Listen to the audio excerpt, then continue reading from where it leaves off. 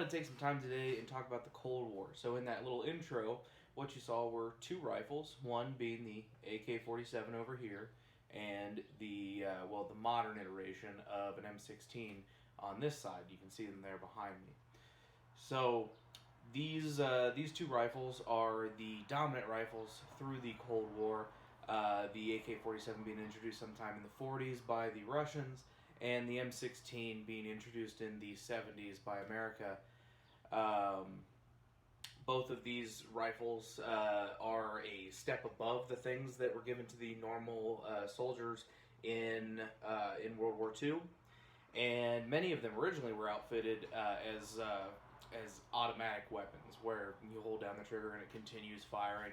Very quickly, both sides decided that wasn't really very feasible, too much ammo wastage, and most modern firearms that are given to soldiers nowadays are what we call select fire, which means you have a safe position, you have a single fire position, and then usually something like a 3-round burst or something like that that limits that fully automatic capability because accuracy suffers and ammo wastage was just too much for these countries.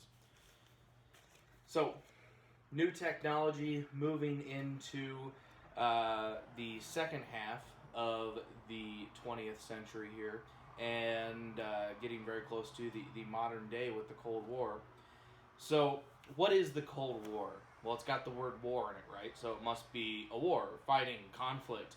And there were hot wars of the Cold War. We're going to talk about those next week, most notably Vietnam and the Korean War. But the Cold War is not a hot war. That's why we call it the Cold War. There was no direct conflict between America and our allies and Russia. It's really, a better word for it would be competition. It is an international competition in all kinds of different fronts, trying to prove that their system is better, than their way of doing things is better. So, origins of the Cold War. Let's talk about those. So the origins go all the way back to World War I. We have Britain, France, and the U.S., and they are all against and actively work against the Bolshevik Revolution, the communist revolution that takes place in Russia toward the end of World War I. Right there off the bat, setting up poor diplomatic relations between those countries. Russia was not invited to the Munich conference. This is the conference that decided the fate of Czechoslovakia when the Allies basically allowed Germany, getting back to appeasement, what we were talking about last time, where the Allies allowed Germany to take over huge sections of Czechoslovakia. The Russians were not invited to that conference, even though they had peace agreements with Czechoslovakia. They were unhappy about that. Then we get into World War II. So World War II, the Russians are very angry with the other allies that they are not starting a second front.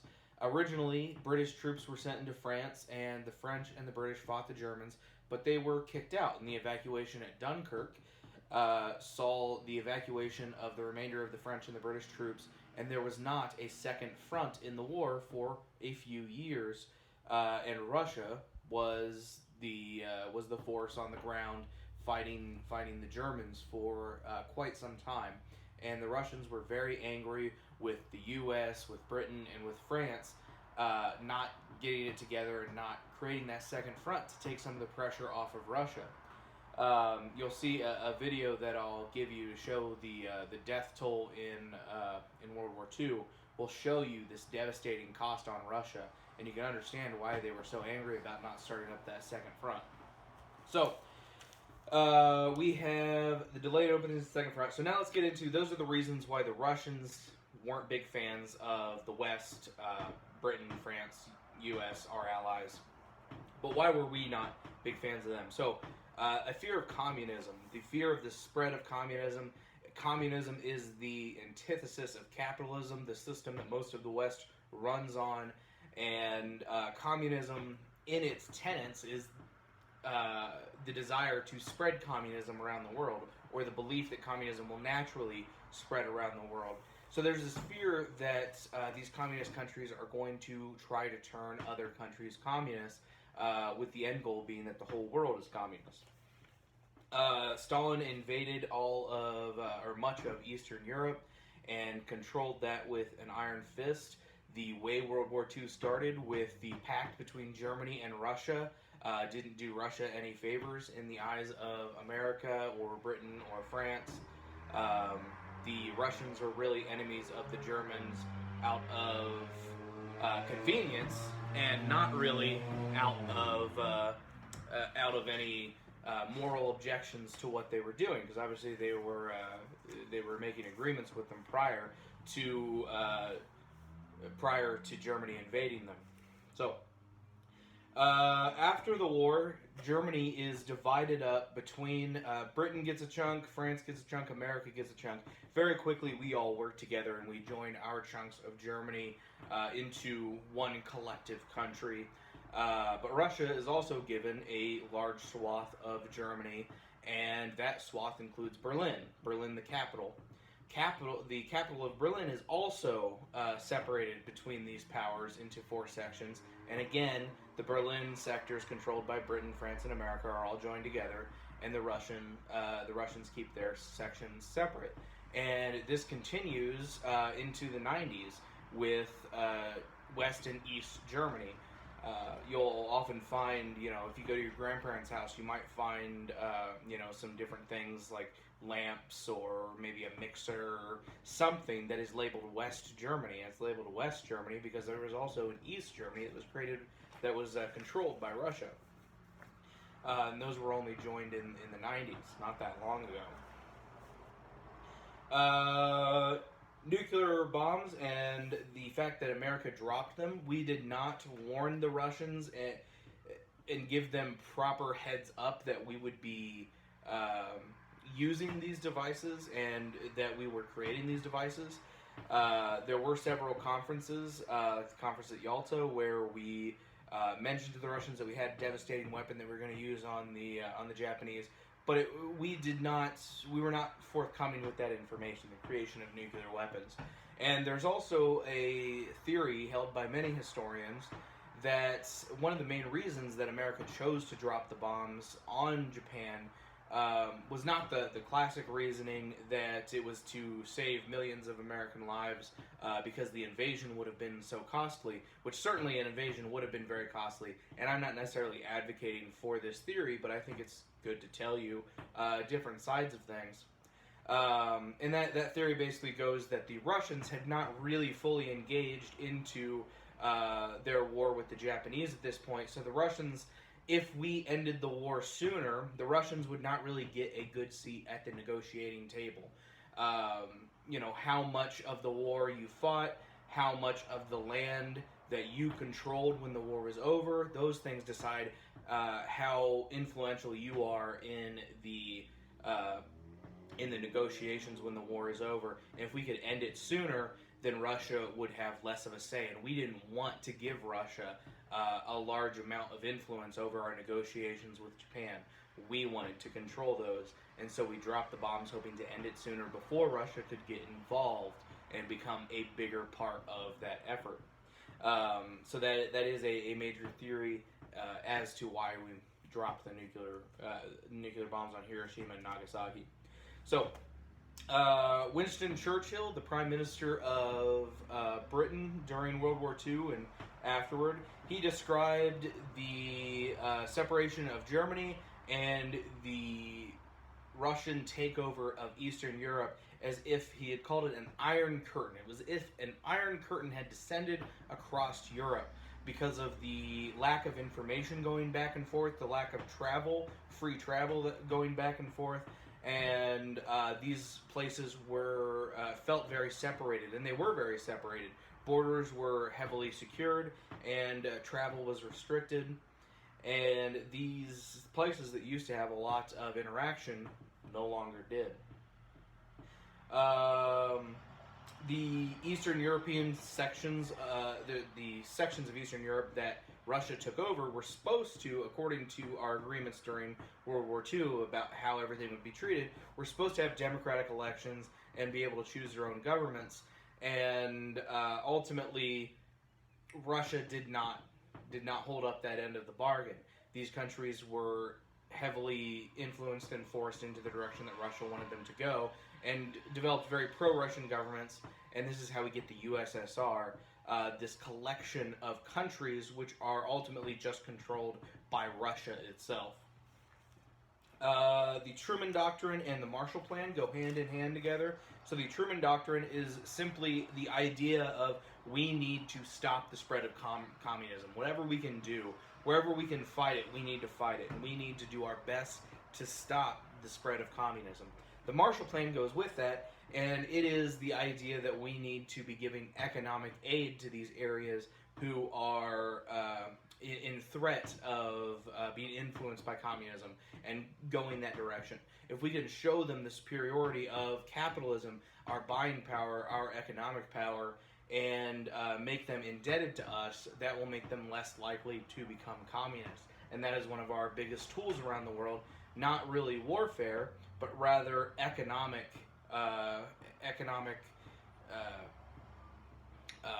don't want to say donations, but economic aid to these countries who have large communist factions who could potentially take power. The Berlin blockade. So the capital, Berlin, I mentioned that it was divided amongst the Allies, and Russia kept their section separate, and we all joined ours together. And many bikes riding past today. Sorry, I have the windows open. The Berlin blockade. So Russia blocks off Berlin because, as you can imagine, as I said, Berlin is entirely in East Germany. It's in the Russian section of Germany, but it is also divided. So there's this little tiny bit, half the city of Berlin, that is controlled by the U.S. and France and Britain, that is really part of West Germany, even though it's entirely inside East Germany. And so they block off all road travel to Berlin. And that doesn't sound so bad unless you know much about logistics, because it takes a lot to keep a city running. Cities don't keep themselves running. A community like ours could do a better job of that if we're separated from other places. You know, Darke County here, there's a lot of food grown here. There's a lot of things domestically done here. We're a little bit more self-sufficient. But a major city like that, it needs imports coming in from different places to keep it running. It needed coal for power. It needed food being sent in, and now road and rail travel is not an option for that. So the hope for the Russians was to get us to leave Berlin, and so they could take the whole capital for themselves. We did not do that. We responded with the Berlin airlift. For months and months and months, we, only by air, planes landing one after another with only minutes, maybe just a few minutes in between landing and dropping off supplies for months. Thousands and thousands and thousands of flights dropping off all of these supplies, and ultimately the Russians backed off of the Berlin blockade, and Berlin was never blockaded again throughout the rest of the Cold War. The Russians developed their own nukes in 1949, which is worth mentioning because a huge part of the Cold War is this threat of nuclear annihilation, this idea of MAD, or mutually assured destruction, the idea that since both countries have these massive nuclear arsenals, neither country wants a real true conflict between each other, because a real war between Russia and America is going to be a nuclear war in the end. And ultimately that is a scenario that everyone loses. There is no winning a nuclear war, and this is used to deter war, and it was fairly effective. Maybe not the most pleasant form of war avoidance, but it was effective. Neither side wanted to get into active conflict with the other because of how devastating that war would be. The Cuban Missile Crisis is the closest during the Cold War. The Cold War is marred with all of these occasions where we came very close to conflict with Russia, which means nuclear conflict, which means nuclear devastation, and a huge part of the Earth's population dead, if not the total apocalypse. So, it's marked all these little occasions where we got close and we kind of flirted with that border of nuclear war, but none closer than the Cuban Missile Crisis. So Russia is putting missiles in Cuba. And their argument about this is we have missiles in Turkey, which is pretty similar distances between Moscow and Turkey as Cuba is to D.C. So, their argument is, well, you have missiles on our doorstep, we're going to put missiles on your doorstep. And obviously America was not okay with that. And so we needed to respond. How are we going to respond? Do we bomb these sites where they're trying to put up these missile silos? Do we send in our forces in a full-scale invasion of Cuba and force the Russians out? Ultimately, we decided on none of those. Thankfully, the White House under JFK was level-headed and came up with another solution, which was a blockade. So this blockade of Cuba, what we did is we surrounded Cuba with our ships, and we turned any ships coming from Russia, we turned them away and sent them back to Russia. And this was somewhat effective, and ultimately there was a deal struck. We would remove our missiles from Turkey, although this was very under the counter, and we did not. This was not known for some years until some years later by the public that this deal had been struck, because that part of the deal was hush hush and kept secret. So we promised to remove our missiles from Turkey. They promised to remove their missiles from Cuba. And ultimately, America comes out looking like the victor. You could kind of argue that it was more of just a compromise. But ultimately, America did achieve its goal here, which was to prevent Cuba from gaining those nuclear missiles on America's doorstep. Brinksmanship, this idea of threatening nuclear war, bringing us right to the edge of nuclear war to get what you want in a negotiation. That's the idea of brinksmanship. We're going to make ourselves seem as crazy and as willing to go to war as possible. That way the other side will have to negotiate with us. We'll have to give in to our demands, because the only other option is going to be nuclear war, because we will absolutely do it. So this idea of brinksmanship, taking us right to the brink of nuclear war. Other areas where this competition happened, as I mentioned, this was not only in... this was not a military conflict at all. There are hot wars of the Cold War, and again, we're going to talk about those next week.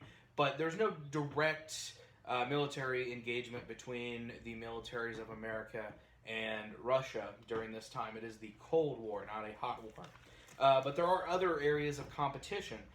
Most notably, there are a lot of areas where America and Russia competed in the world, trying to prove that one was better than the other. But two really, really stick out, and that is the space race and the Olympics. So I'm going to talk a little bit more about the space race than I am the Olympics. But the Olympics, every 4 years, there's this huge competition between America and Russia, who can make the best athletes. There's all kinds of accusations and scandals about doping and, taking performance-enhancing drugs to make your athletes better. And this huge competition between these two superpowers. So the space race starts off with the Russians launching a satellite into space called Sputnik. The Russians, they launched the first ever satellite into space, and this really kicks off the space race, because if they can put a satellite in space, what else could they put in space? Could it be like missile systems and stuff in space?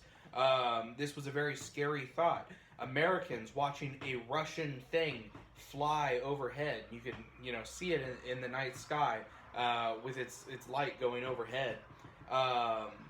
And just knowing that that's there, hanging over your head, and what else could they be putting up in space? And this really kicks off the space race. The Russians beat America to a number of things in the space race. They have the first animal in space. I believe they might have achieved the first space walk at some point. There are a lot of more minor achievements that the Russians beat us to, but a major achievement that the Russians beat us to is having the first person in space.